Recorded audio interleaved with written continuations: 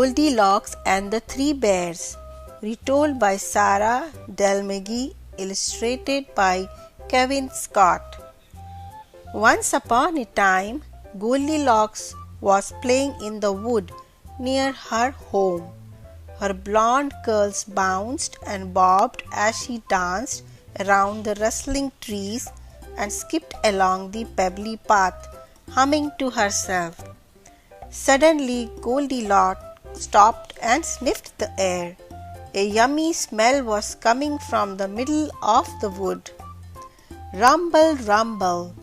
Goldilocks' tummy grumbled loudly.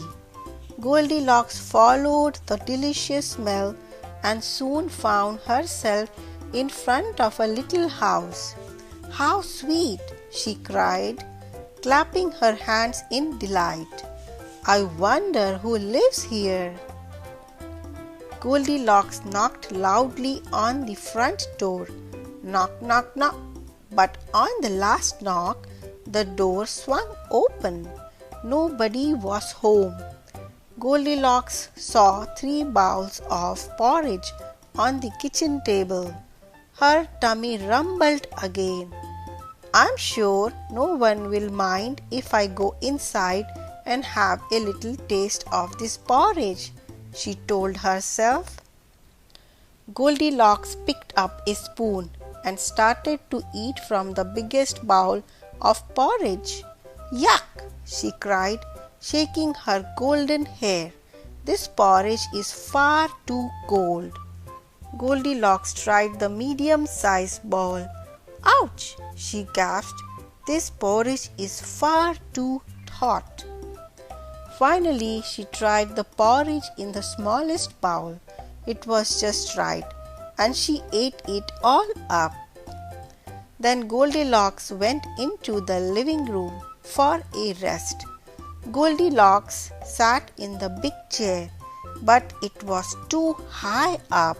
Sat in the tiny chair, and it was just right. But then, crack! The chair broke into teeny tiny pieces. "Oh!" Goldilocks gasped in surprise. "Perhaps I should lay down instead." Upstairs, Goldilocks found 3 beds. There was a big bed, a medium-sized bed, and a tiny little bed.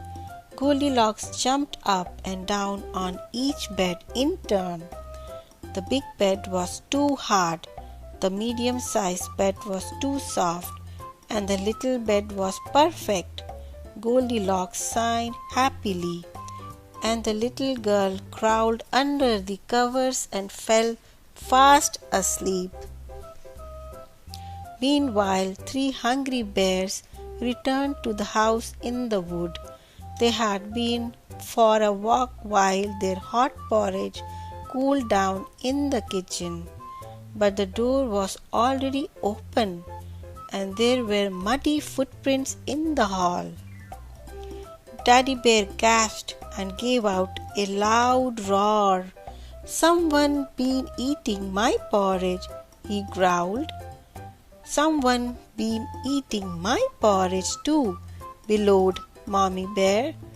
"Someone is been eating my porridge," squeaked Baby Bear, and gobbled it all up. Then the 3 bears padded into the living room. "Someone is been sitting in my chair," roared Daddy Bear, looking at a strand of golden hair on the armrest. "Someone is been sitting in my chair too," growled Mommy Bear, peering at the crease in the cushion. "Someone is been sitting in my chair," yelped Baby Bear, and broken it. Suddenly the 3 bears heard a noise coming from upstairs.